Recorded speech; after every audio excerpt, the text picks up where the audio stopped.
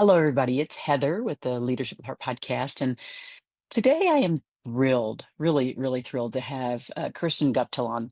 And I saw her out in the world. But oftentimes I'm finding people, either the people referred to me or I'm finding people in sources, oftentimes it's LinkedIn because I spend a lot of time there.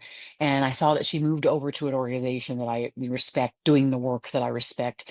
And she is in a chief people officer role. And I love that role because I think it's so critical for organizations. And so I just immediately said, "Oh, well, I love the fact you got promoted. Let's have you on the show." And she's kind of in my whole network. And so, welcome, Kirsten. I appreciate you being here. Well, thank you so much for having me. I'm really excited to chat with you today. So let's tell everybody where you are right now in your leadership journey, anyway, and then also let them know where did you transition from? Yeah, so I am currently the Chief People Officer for an organization called HopeWest out of Grand Junction, Colorado. We are a hospice, palliative care, bereavement, and PACE program organization, 100% nonprofit. We also run through a lot of our philanthropy, youth grief programs, and things like that that have no federal funding or any other funding. So it's all through philanthropy. So we're reaching out to the community to help people in the toughest times of their life. So to be able to come into an organization that really is there for the people, to be there for the people, is what is the most exciting part about a chief people officer role here at Hope West. Is this It's your a brand. first chief people officer role? It is. I left a director of HR role to come here, but this is a brand new role for Hope West as well. So they are evolving. We are evolving into really focusing on people. So that it's been really an exciting journey so far. Yeah, so I'm curious to know. So since it is a brand new role, and you get to kind of right the ship as it relates to people strategy, Mhm. um, what's kind of first on your list, given the fact that the people that are serving your clients, well, they're serving clients who are in, like you said, the toughest, hardest part of that life cycle. So what's your kind of first on top on your list? The first piece, I did all this research when I was first coming into this role because I was so excited about it. And, you hear all this, make all the, what your impact in the first 100 days, what's it going to be? And I was like, I got to go in and make impact. But what I really realized is we are such a compassionate organization. What I needed to do is take a moment and take a breath. And I needed to observe what was really, really going on well here now. I have a team that is phenomenal. My vice president of HR has been here for 16 years. I mean, things are working. They just want to make them work better. And so instead of coming in and saying, we're going to do it my way, we're coming in and we're talking about how do we do it in a new way? What we've all learned, what we wanted to do. My first thing with my team, I guess we did it about 5 weeks in. I sat down with them for a half day and I said, tell me everything you wish you could accomplish. And we Mm. went through that list of what would a perfect ability in your position look like? What barriers do you have? All of that. And that's how we built our strategy for the year. And our goal, we HR for so long has been administrative, but we're really pushing that strategy piece. How do we really get Mhm. involved in the meat of an organization? And they hadn't had that historically. So now I get to take my strategic hat and administer it to that day-to-day operations, and they're now seeing and so much more enlightened into what impact they're making when they're recruiting or when they're having conversations because somebody needs to take leave. What does that look like, and how do we make it so the experience of our employee is really what we want it to be? Mhm. So I love yes. that. Yeah, the experiences are so critical. I think I do agree that we often see the employer-employee relationship as more of a transactional one and not as an experiential journey that starts before they come to you, and that it almost never ends, to be honest, because even after, as you know, as they may like depart as they go out the door and they're not with you, but then at the end what they say about you when they leave, potentially I've seen plenty of organizations where people come back 10 years later, so that journey just continues, and Yeah. thinking about it more holistically is critical. Having somebody like you there is going to be a huge gift for them. Yeah, no, I look at that from I was talking to one of my recruitment managers the other day, and we've talked about since I've been here, they have had what I call a boomerang employee almost every class we've had. And somebody who's left and come back and said, I just had to come back. And that's amazing. And so we talked about that experience, but we were actually talking the other day about the recruitment process. And in such a tight market, what does that look like? And how are you building the experience from the minute they apply to when they get step foot in the door? And is it too long? Are we asking too many things that too many hoops to jump through, things like that? And at what point are we risking losing somebody because the experience wasn't right, not because they weren't right for the experience? I So love that. we've been talking a lot about that. How do we bring it all together so that day one, this is where they want to be? I love that. So I think it's good that you're, like you said, the strategy part, like the big picture, and getting them bought into the fact that it's no longer transactional, that it is going to be about long-term depth of relationships. I always talk about this idea of a magnetic culture, and how that culture can start to slip, like a culture slip. We had that slips that can slip, and all of a sudden get to the point where the culture is really, really gosh awful, and people talk about that too. But how we can stop the slip from happening, because this happens all around. It's happening all the time. But how do we minimize slip? What are the behaviors and the things that we can do to minimize that, to keep them, to make us magnetic, so that we are always an employer of choice. We're always a place where people want to come. They don't want to leave. They want to refer their friends. I mean, I kind of feel like even in this industry, in your industry, where it is just, I would imagine it would be a tough sell, um, for those who don't have a heart for that work to start with, and for them to like convert themselves, like nurses or whomever that might be coming in from one place to come over to here. I mean, it really takes a certain type of person to decide to voluntarily go into the space, because it can be very draining. At the same time, I have never worked in this space, but because I've worked for people in the space, or right talked to know, I know that there's also all of these blessings and gifts that come from being in that space. I'm curious to know, for the shorter period of time you've been there, what are the biggest blessings that have come from just being in that space, that maybe you thought, well, this is going to be kind of tough or whatever, but what have been the blessings? You know, again, the community. I'm very hesitant as somebody to say my work, it's my work family. I really look at things as a community Mm, more than a family. I always say you can choose your community. Yes, we can choose family to an extent, but that feeling of community is probably the biggest blessing I've seen. But also being able to witness some of the compassion, it keeps me humble. I mean, I don't know that I realized it until I worked in other healthcare settings, but I don't think I saw the humbleness anywhere else, which is we've had somebody who would go up in our um, care center to pass, and it would be a previous volunteer that has volunteered with us because their spouse passed and they wanted to give back. And our employees, including some of my own who knew them, would go sit with them. So it's mm, not just the nurses, it's not just mm, the care team, but the impact that everyone here feels that they can be part of that journey with somebody. And that's humble. That's saying that I mm, can your strife right now is just important to me as it is to you. And what can we do mm, to make sure that it's the best and most peaceful? And so I think mm, that going home and just realizing the impact that we're allowing and that space we're giving people is really rare. mhm. Have you have you seen, so since you've been there, have you seen like your level of gratitude increase? Like when you're going home, so after you get home from a day and you see some of these things that are like, wow, huge blessings, and there's just, like I said, there's some tough stuff, and it's just a lot of stuff. Do you go home and do you feel, I would think you'd get home and have an increased sense of gratitude just for I the life do. you're living?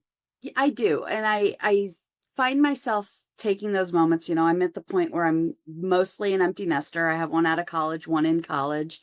And those times and looking back going, who's going to be there, right? And did we value that time together as much as we could? Because things happen. And that's what we're seeing is it's not necessarily the elderly that are passing. There's all these other things. So Mm, taking those moments to really cherish each other. I was always connected to my cell phone. I find it really funny. I now have two cell phones. I have one for work and I have one for home. Yet when I get home at night, I put both of them away. unless my Mm. daughter's calling because she's away at Yeah. school. But Yep. I'm focused on talking and seeing what's going on and being there for people in just a different way. And I find myself saying thank you a lot more. I always thought I said thank you a lot, but now actively, when I finish a conversation and someone's helped me, I want them to know that that made that impact or that helped me through it. And I think that's also a relationship builder. I'm trying to build these connections with our teams and all of our departments that if I just walked away without gratitude towards them, that relationship's not going to be what I see everybody else having. And that's important to me because even if 10 years ago I didn't think I was a relationship builder, I really am. It's taken Mm. me a shift in maturity to realize that I really do value that relationship. Yeah, you can't be a chief people officer and not be a No. relationship builder. You are. You always have been. It is one of those that reality, like you said. You can't be in the role you are. One of the things that you all don't know listening is she's also now the president-elect of Colorado SHRM, which is basically like the big human resources organization. If you've heard of SHRM before, it just happens to be the statewide council. And so that's another leadership role. And that's another way. That's another way that obviously you're a relationship builder. You can't make it to that type of president-elect role. So it's kind of exciting. So tell me how what you're feeling about that. I haven't been to many of those events, but I am curious to know, just what you're seeing in the space of people leadership. Of I know that you talked about like not moving from administrative to more strategic, but that role of the people who are leading HR and organizations. Are you seeing shifts? I'd love to hear a little bit more about that too. Yeah, it's really interesting. So I was on the local chapter HR association through the presidency there, and now I'm on the state level and spend a lot of time talking to people at the national level because you have to really see what's going on. We're in Colorado. We're kind of a bubble of how things happen in Colorado compared to other states, good, bad, or ugly. But we are always, I would say from an HR perspective, we try to be a step ahead of everybody. And that's what I see hungering from our HR professionals. They want to know and they want the information. So we run great conferences. We support the other chapters, all the associations, but what we're seeing is people want to know what's new and what's really going to work. So AI, how are we using technology? What is that? So we're having to lean into it, and we don't doesn't mean we're ignoring the other factors, the recruitment, the retention, Mm. the DEI, all of those pieces. But now we've got this whole other world. I flash back to when I was in school, high school or right into college when internet came out and you're like, oh my goodness, what is this? Well, now we're here again. What is this? And so I see this hunger for knowledge, but also don't give them the fluff, right? Mhm. They want the reality of what it looks like, and they want you to hear. So when you're talking to them as a speaker or you're talking to them just in a learning mechanism, they want to know that they're not alone in the world because COVID did a lot Mm. to us. We were the Mm. first line of everything for our staffs. Mm. And so now we're all coming out of that and we're like, hey, let's rebuild those relationships. Mhm. But I also need to be prepared for the next crazy thing that's going to happen. So we're focusing a lot on that with Coach Sherm. We always have an every other year conference. Adam and I are playing with a few ideas for something that can happen every year. We're doing a lot of fun stuff because what we have realized is living in our communities, we can't rely on a national level to tell us what we need to know. And so we look at our association, our state council as people that can bridge that gap, who can make sure that we're being a voice and you have someone to turn to when you need help, especially in the small communities that don't always have Mhm. Yes, yes. I was just talking to Kirsten before we got on the call, and we were talking about where she's at. She's in Grand Junction, and really close to her is Palisades. So for those of you who are listening who are like dang in Sweden or Switzerland, because I know there are people that are globally listening, it's a beautiful part of Colorado and just of the country where there's when it's wine country, it's peach country, and so have not been. I live in Colorado too, so I didn't know that she and I were both in Colorado, or I'd forgotten. I'd forgotten it. Let's just put it that way. And so So then I was thinking, "Oh, wait, what? Oh, we need to go there because my husband and I love wine." It's just it's like a great, great fun. What do you do to fill yourself up? I talk a lot about self-leadership. Self-leadership is so critical, and I do think 2025 is the year that we need to learn to lead ourselves much more effectively. What do you do to lead yourself effectively? What do you do to load and fill yourself up? You know, spending time with my family is the key piece. I did not see myself, most people picture themselves is their women, or they used to, as I grew up, I planned to get married, I planned to have kids. That really wasn't my plan originally. I did get married young, I did have kids young, but now they're grown. And my cup now gets filled sitting and just talking to them and spending time with my family and not looking at my phone, getting in our camper and taking our truck or our Jeeps and going into the wilderness and not talking Mm, to other people, chasing our dogs, whatever that looks like. I think it's that self time that we forget to do. I also spend a lot of time reading anything from just silly fictional books to self help books. I want to have a book that I can access at any given time. If I'm stressed out, that's the first thing I do. You can tell the more stressed I am, the more I try to read. But it's all of mm, those little things. mm, And really, I have built a network of people that I can call.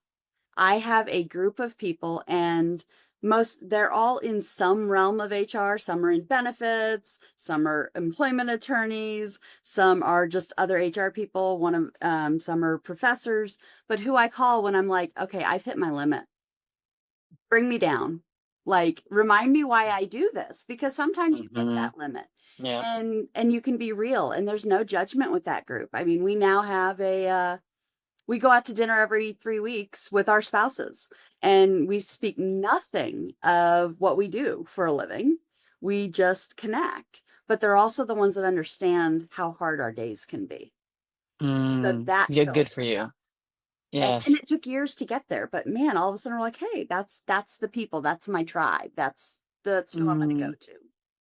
What are the things you find hard to do? Are there areas where you're like, I know I really need to do more of this to make sure I'm a stronger professional, to make sure I don't feel as like overwhelmed or burned out at the end of a, day or week. Is there something you're like, I know I need to do more of this? What is that?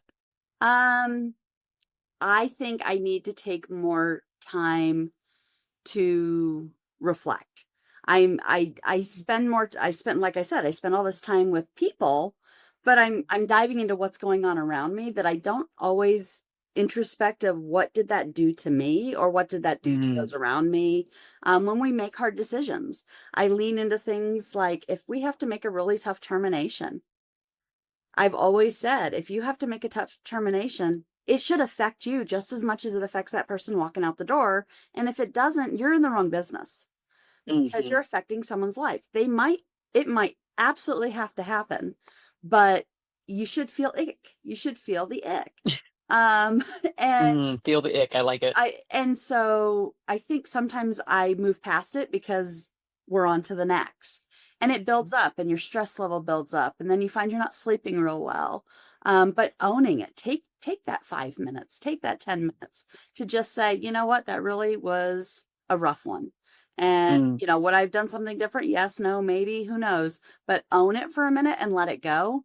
I think I let it bottle. I think I let it bottle up probably a little more than I wish I had. I bet you a lot of people listening, a lot of leaders out there do that whole bottle up thing. Part of it is a defense mechanism so that if we don't let it get to us too much or we don't have to think about it too much, we can be stronger, we can get through it, we won't. So it's just like a thing that it's a self-preservation type of thing. But what they don't know is that that's a short-term view, and that if we kept bottling and bottling, now that leads to things like, maybe stronger anxiety, physiological problems, physical problems. So if you had, for example, you do not, you might be somebody prone to migraines, and where you bottle up, you may have more of that, backaches, all kinds of things, right? And so people the message here I think is, oh gosh, really work hard not to bottle up, have that. I love the fact that you have that supportive network of people that you can call, and we all have to do that. I self leadership, caring leadership, all of it, we have to have that supportive group of people. You have to have people who will call you on the carpet and be like, "Yep, nope, not taking what you're saying." And you also have to people be like, wait a second. This is your strong point. This is where you Yeah. shine. Like, let's stop that. I don't want to hear you beating yourself up." So I think it's good that you have that. Hopefully everybody is adopting that level of support as well. So I'm wondering, for you, if you can ever think of this is leadership with heart, right, type carry leadership. Like, you ever think of a time when maybe you weren't as emotionally intelligent, or you just didn't think something through in an interaction, and and you will never forget it. You're like, "Oh, it's awful when I did this and that."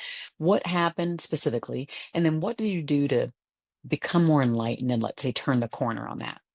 Yeah, so and this is to me is a funny story because most people know me, they know I'm pretty frank. I don't I You know where you stand with me 99% of the time.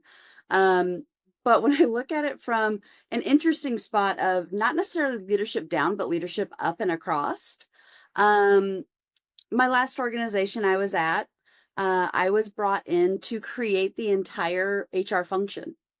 So it was a 35-year-old organization, but they had been leasing their employees from another organization, and they had to bring it all in-house. Cool project, right? I'm Yeah. super excited, like nothing exists. I have the people, now I got to make it work. Um I realized how cocky I was because I got on the interview, and this is middle of COVID, like early COVID. And it was a Zoom interview with the executive team. And I said, "Do you understand that you don't know what you need?" And I was like, "Not getting that job." And what I meant was, I mean, like my brain, like I didn't say that at the time, but I was like, I Oh, okay. literally asked him, I'm like, "Do you know that you don't really know what you're asking for right now?" And again, foot and mouth for a moment. And I got off that interview and said, "Yeah, no way I'm getting that job." I ended up getting the job. And talking to chief medical officer people, I'm like, "Yeah, I'm surprised you called me." Like once we got to know each other. And she said, "That's what got it for you because we didn't know what we needed." So I was like, "Okay, well, that works." So that even fluffed up my ego a little bit more, right? You're I like, could be "I cocky know and what they I'm still doing." accepted me. So then I come into leadership and I'm like, "This is what we have to do, XYZ." And what happened? I got shot down left and right because I wasn't leading, I was dictating. Ooh. I was telling you, this is what you've got to do if you're going to do it right. And what I forgot was I was the new one on the block. I was the one they invited into their world. So, what I've learned from, like I said, when I got here, I learned to be quiet. I had to learn to be quiet. Yes, we had to make really fast moves. I mean, I did an entire organizational transition in 8 weeks. That they're everything that they were looking at, we stood up in 8 to 12 weeks. But I had I had to realize that all of those no's could have been a lot less painful had I just been quiet for a minute.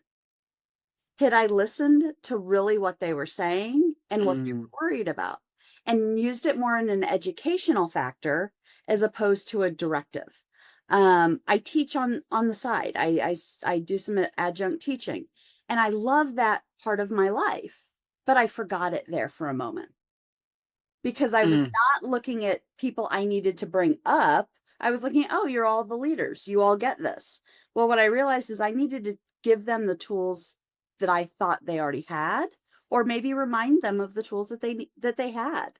And so instead of going into it and thinking it was the Kirstin show, it was our job to create the right environment for our organization and for the people there. Mm. So it was funny and it was humbling. And it was one of those times that taught me relationships matter. How I'm presenting matters. What people hear come out of my mouth, whether they're in the room or not, matters.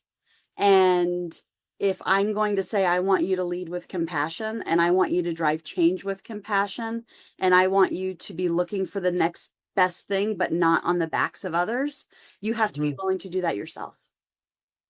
And again, thought we were it made sense because we had to go fast, but sometimes you have to slow down to be able to do that. Was there a trigger? Like, 'cause one that I didn't hear in there, did someone kinda call you on the side and go, "Listen." No, actually, that's what's funny is nobody really did other than maybe my groups of friends where I'm like Yeah. complaining like we're not moving along as fast. But what it was the frustration I was feeling of hitting a rock wall. People are going to put up their fences when you don't include them in decisions, when Yeah. you don't give them a voice. Their choice may not be able. You may not be able to do it, but you've got to give that space. And Mm. I think one day I was probably teaching the HR course I was teaching and talking about leadership and things like that. And I was like, speak what do what you speak and Yes. slow down a little bit. And so I did. I came back and I actually wrote a whole presentation that I have done for college students on how to turn no's to yeses Mm. because of that exact experience. Oh, wow. Because there was so many no's. I was like, why am I in this job? I'm getting nothing done. But then when I shifted how I was communicating and how I was trying to lead from behind in some instances, I'm trying to convince my CEO to allow things to happen. When I tried to do those things, changes, I mean, my career opened up. The ability to make impact opened up. And, and the what I was able to leave behind when I left that organization is a beautiful relationship with everyone there. Mhm. Oh, that's amazing. I love it, and I love the fact that there was just, like, more of a personal awakening, versus, like, needing someone else to be the one that because oftentimes there it is something, somebody who will, like, kind of be the one that's the trigger point for us. So say, they'll pull us on the side or, so I love that, and it is funny. I'm glad that you were able to see that. And, not everybody sees that they're doing that, and they'll discover it on their own, and sometimes it stalls their career for a very long time. Oh yeah. So the fact that you were able to do that. Now, um, when you had that change of view, was there something that you did? Did you go like, I need to probably go into like I need to go read some books, learn something. Did you do something that kind of got helped you get better in that regard? I actually went back and looked at a lot of the things I had learned. I was what you consider a non-traditional student. I had gone to college right out of school, out of high school, only went for a year and a half and ended up going into the work world. Ended up moving across the country, spending 10 years at home with my kids, which I never planned to do. And when I decided to go back into work, I said, you know what? It's time to go back to school first and finish my degree. And I ended up doing my undergrad and my master's. But in that situation, I flashed back to a lot of what I learned fundamentally, which there's actually a book that one of my professors had us do, which was leadership and self-deception. Yeah. And I was like, let's take a reread of that. And what I learned was if I want to be better at something, I should teach it. Mm, So, as I would talk to our yes. leaders, as I would talk to our managers, as I would talk to the people we wanted to be the managers and trying to identify the things that they needed to do better at, I would always say, is that something I could also do better at? And if so, Mm, that's absolutely what I'm going to teach because I want to learn along with the group as opposed to tell you how it is. And so I've never walked into a training session or anything like that saying, I know it all. Therefore, I'm going to tell you how to do it. But more, we're going to learn this together. And I'm mhm, going to come away with something as well. And I will always share at the end what I got away from that conversation, just as much as I expect you to tell me what you got from the yeah. conversation. And so I started implementing that into, listening sessions. How do we Mhm, train? How do we do things to make me more cognizant of what I would expect from a leader? What mhm, would put that person on the top shelf for me to say they are that leader? And that became the self-awareness. I spent a lot of time helping managers, leaders, and future leaders understand where their perspectives came from mm. Very and good. how you can, if you understand how you're going to react to something, you can at least understand how you're going to receive things. And that way, we're not going into it and saying, well, they came at me this way, so they're wrong, but I get to choose how I receive that information. And if I Mm, now understand my yes. team and how they're going to present, I have a lot more information on how that conversation could go. I love that the word choice, choose, choice Mhm. is a real big it's a big thing for me. It's kind of developed over the years where it's just like because often I'll speak to audiences and I'll be talking about career leadership, listening. I'll talk about and I'll say, well, what is it? What are the barriers for you to be like to showing up as this kind of person? And they'll say, well, my boss, well, my team's not very supportive, well, our budget is da, da, da. And I got to the point where I was just like, okay, can we stop the insanity? We are blaming everything externally. Uh-huh. I am not saying that there aren't really real, like real barriers to us doing Right. things at work. Of course, I get that. I get the executive team does things that stalls us. I know that I've been frustrated in that situation before. I get all the things that they're saying, but like, how much are we actually going to let that be the thing that stops us from being the kind of people we know we want to be, you know? Yeah. And so I think it's great that you kind of use some of those insights and then you help drive that for other people too. It's absolutely critical. So for those who are listening right now who might be, could be at a crossroads, they could be making a transition into a new role. They want to be kind of known as that leader in their organization, but they want to do it in a certain way. What might be a couple pearls of wisdom you would leave them with in that regard? Well, the first part is don't be afraid to try. I think it's really interesting. Things happen when they're supposed to happen. And I am not one of those people that grew up in that mindset that if it's meant to be, it's going to happen. But I think that if you are really looking for those opportunities, do it intentionally, build the relationships intentionally. Um, Make the connections. We talked for a second about me being the state director elect. What actually started my career and what I call my second life, because I came back into work, Yes. was my volunteer work with the local HR association. It was building relationships. That's how I found my first job back at work. That's how I made those transitions. And I Wow. used those tools to not just learn and grow myself, but to build relationships. Um, Especially in the HR function, we're around relationships all day long, but I think it's so much more than that. If you want to be a manager, you want to be a leader, guess what? You got to have relationships. You will not be successful throughout your career. You might have success, but you will not truly be successful if you can't find a way to build those Mm, relationships. So do that, mm, work on the relationships, but also be intentional. Be intentional in the moves you make. Don't jump just to jump.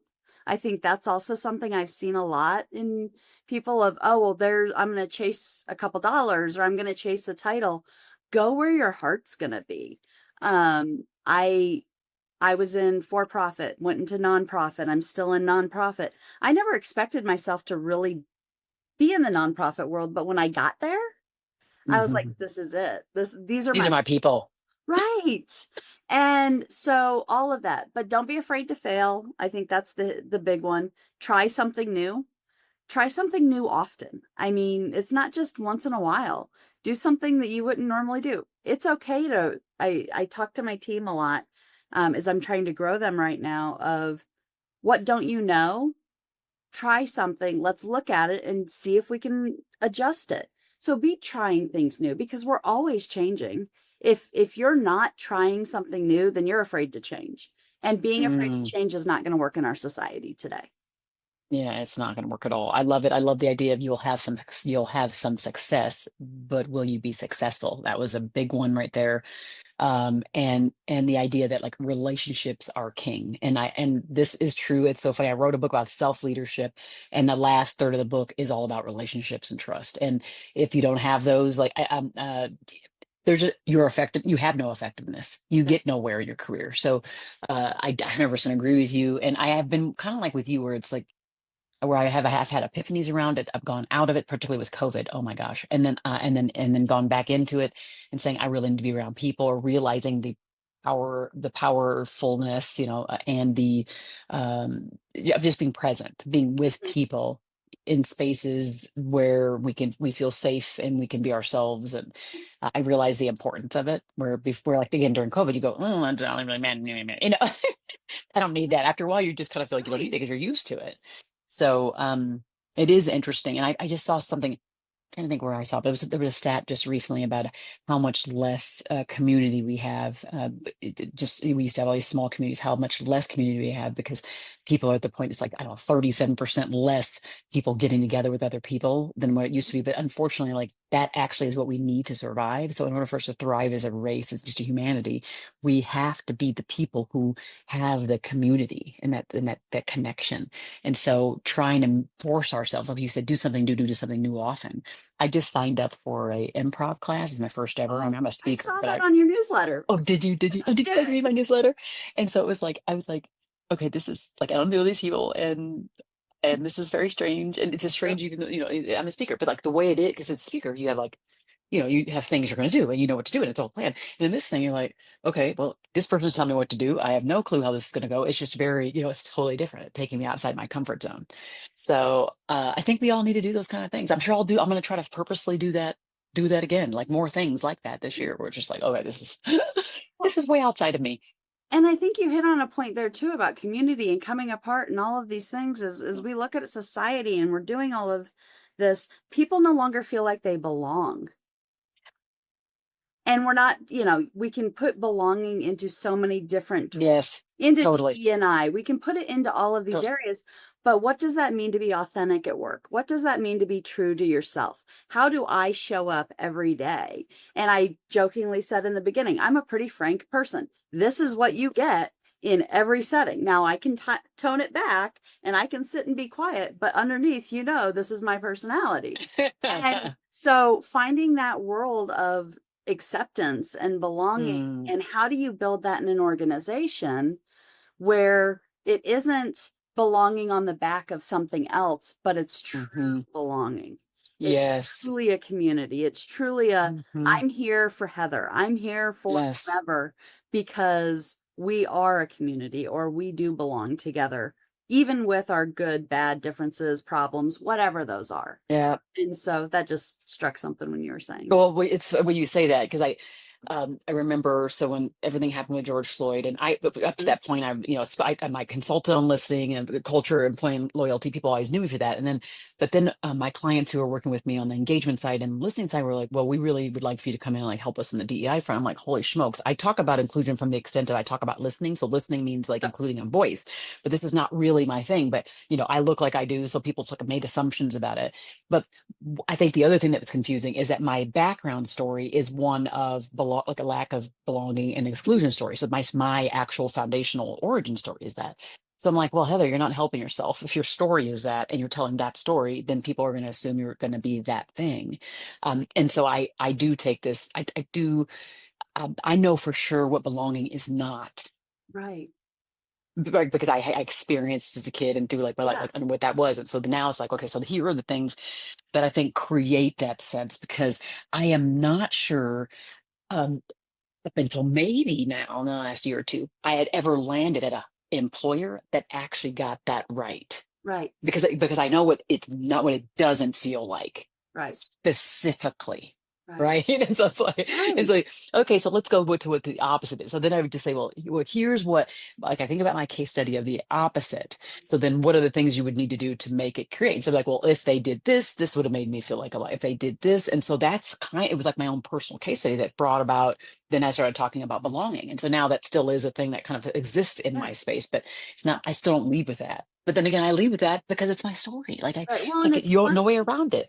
it's funny because as I came into this organization, we have beautiful values, but they were working on what they called anti-values to truly call out what does it look like not to live it? We're telling you what it is, but this is what it's going to present like inside our world, inside our environment.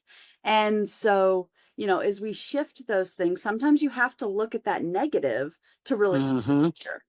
You really do. And so this is a good lesson for anybody listening. Like if you're trying to go down whatever journey you're trying to go down, figure out the thing you absolutely know you don't want. Yeah. The thing that you experience that you're like, I know exactly what's not the thing I want.